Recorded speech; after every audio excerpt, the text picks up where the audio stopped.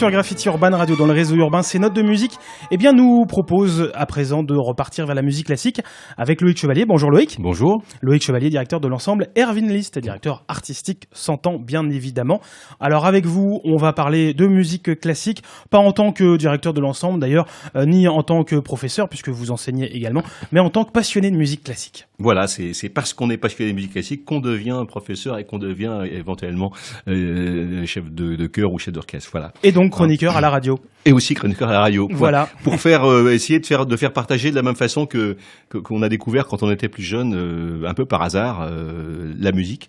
Hein, je me souviens d'entendre le premier disque tomber sur une platine, pas chez moi, chez un de mes profs, et puis d'avoir l'impression que, eh bien, cette musique c'était chez moi, ça me parlait du premier coup.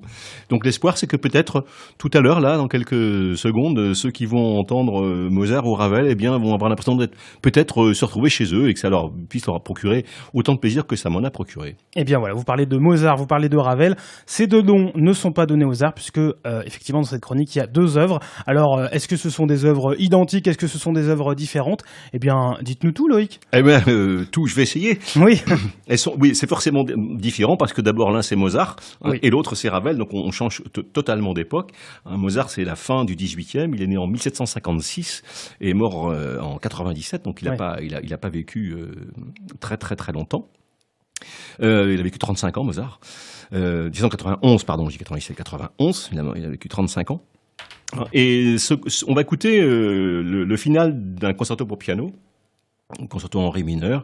Il avait 29 ans quand il a écrit ce concerto. Donc 29 ans chez Mozart, c'est la pleine maturité. Il lui reste plus que 6 ans à vivre. Hein. C'est ça, 29 ans, c'est jeune, mais pour lui, c'est pas jeune. Hein, il avait commencé à 5 ans. Oui, c'est quand même quelqu'un de totalement extraordinaire dans l'histoire de la musique parce que vraiment c'est le modèle de l'enfant prodige. Effectivement, comme vous disiez, à 5-6 ans, on a des œuvres qui ont été écrites par lui à 5-6 ans. Est-ce que papa était passé un peu derrière ou pas, voir. Mais bon, il y a quand même chez lui quelque chose qui sort complètement du commun. On raconte toujours cette anecdote, quand il avait 14 ans, il a été écouté Miserere d'Allegri à la Chapelle Sixtine, qui est une œuvre à 12 voix, et il est rentré chez lui, et plusieurs heures plus tard, il l'a retranscrit intégralement. Et là, on a l'impression, en fait, qu'il disposait d'un ordinateur, oui, c'est ça, qu'il avait pu enregistrer et qu'il avait pu qu'appuyer sur imprimer et pouvoir imprimer. C'est vraiment l'impression que ça donne quand il écrivait ses concertos, par exemple, pour éviter de se les faire voler, on va dire, par d'autres. Il les écrivait au dernier moment. Il donnait la musique, la musique aux musiciens, aux copistes au dernier moment. Et le concerto, puisque c'était lui qui le jouait, eh bien, il l'écrivait pas. Oui, il l'avait en tête, ça suffisait. Il l'avait dans la tête. C'est quand même très, très, très impressionnant. Des enfants prodiges comme lui, il n'y a pas trop d'exemples équivalents. Quand même. Bah, surtout que le morceau en question, ça a une certaine richesse. Ben là, oui. En plus, on est il a 29 ans, donc c'est la pleine maturité. Ouais. Quand on regarde dans une biographie la quantité de musique qu'il a écrite, c'est complètement hallucinant. Et en plus, il écrivait un concerto tous les 15 jours, quoi. Puis un quatuor, et puis une symphonie, et puis voilà. Donc là, on va écouter ce concerto qui est un concerto très. Le final est très très très énergique. Je dirais pas, je vais pas dire que c'est pas si joyeux, mais il y a quelque chose de conquérant ou de reconquérant après le premier et le second mouvement, un peu tourmenté. Et là, quelque chose comme si une victoire sur quelque chose. Certains disent, commence à entrevoir Beethoven.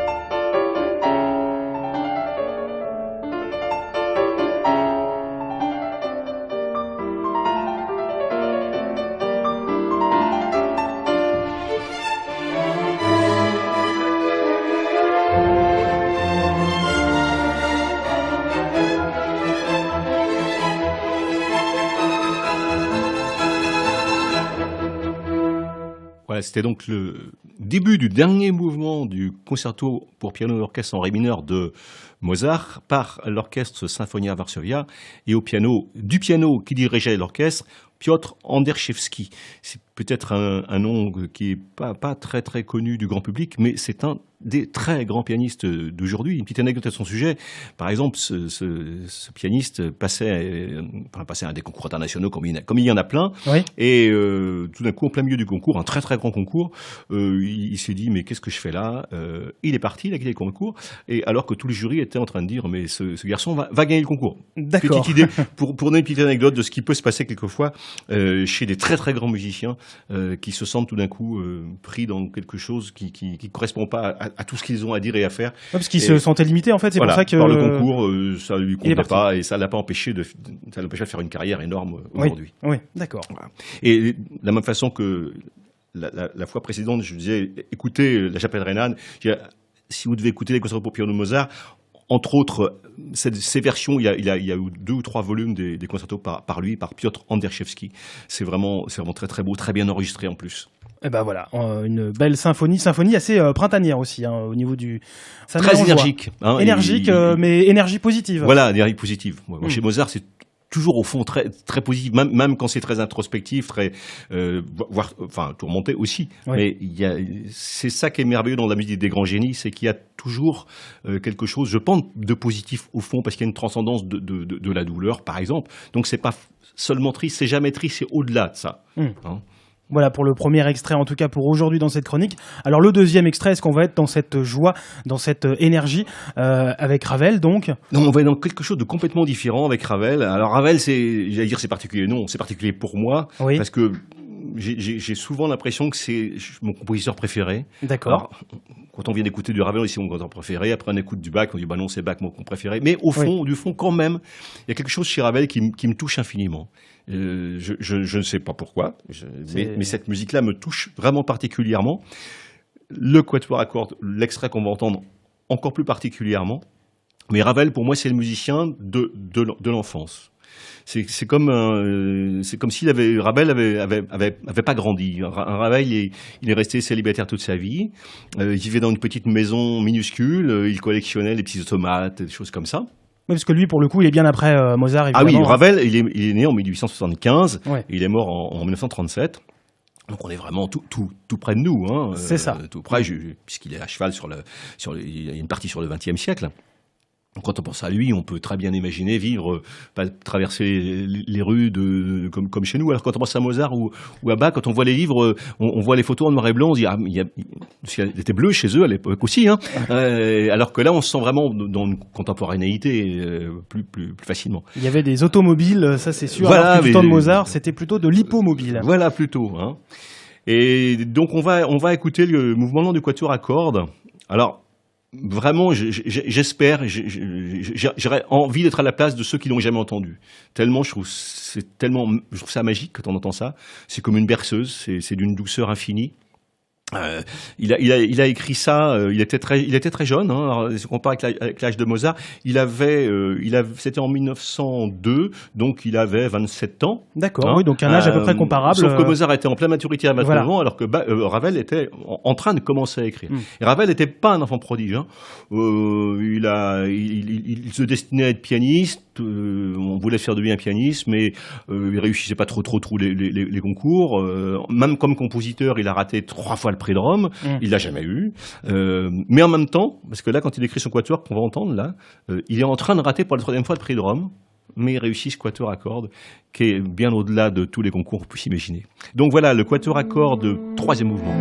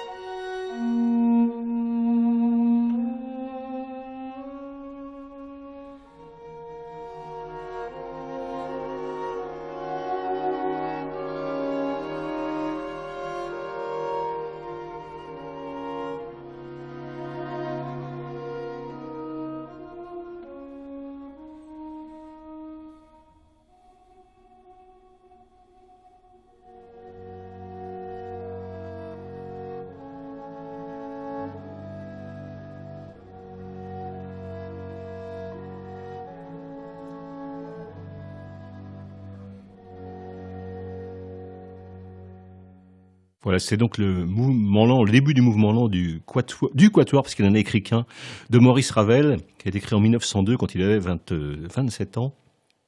Et quand j'entends ça, en fait, j'ai juste envie, je voudrais que ça dure tout le temps. Enfin, Oui. ça s'arrête jamais. J'ai l'impression que c'est le paradis.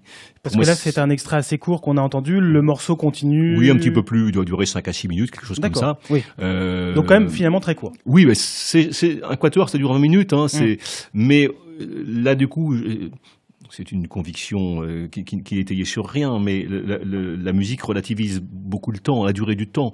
Quand on sort d'une pièce comme ça, il s'est écoulé 5 minutes. Ah bon? Oui. On peut imaginer que ça a duré. C'est hors du temps. Mais surtout, je trouve que j'aimerais avoir écrit cette musique-là. Et je trouve que c'est de la musique à offrir. Enfin, personnellement, j'ai envie d'offrir cette musique aux gens que j'aime. Tellement c'est ce qu'il y a, je trouve, de plus. Une des plus belles choses qui soit. Voilà, tout simplement. Donc j'espère que de l'autre côté, quelques-uns ont reçu ça en cadeau, j'espère. Ravel pour la composition et le quatuor Eben. Absolument. Pour la réalisation, voilà. en Magnifique, tout cas, aussi. de cet extrait. Et bien voilà, merci beaucoup Loïc Chevalier. Merci à vous. Pour l'ensemble Erwin List, vous êtes à la direction artistique. Et puis on va se retrouver une prochaine. Bonjour. L'ensemble Erwin List est heureux de vous présenter ses chroniques musicales enregistrées il y a quelques mois grâce à Graffiti Urban Radio et à Benjamin Allaire.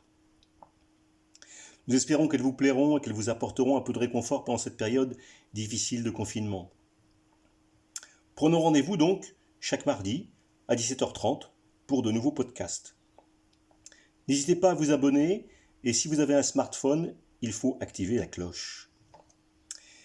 N'hésitez pas à poser des questions sur l'espace commentaire, j'y répondrai avec plaisir.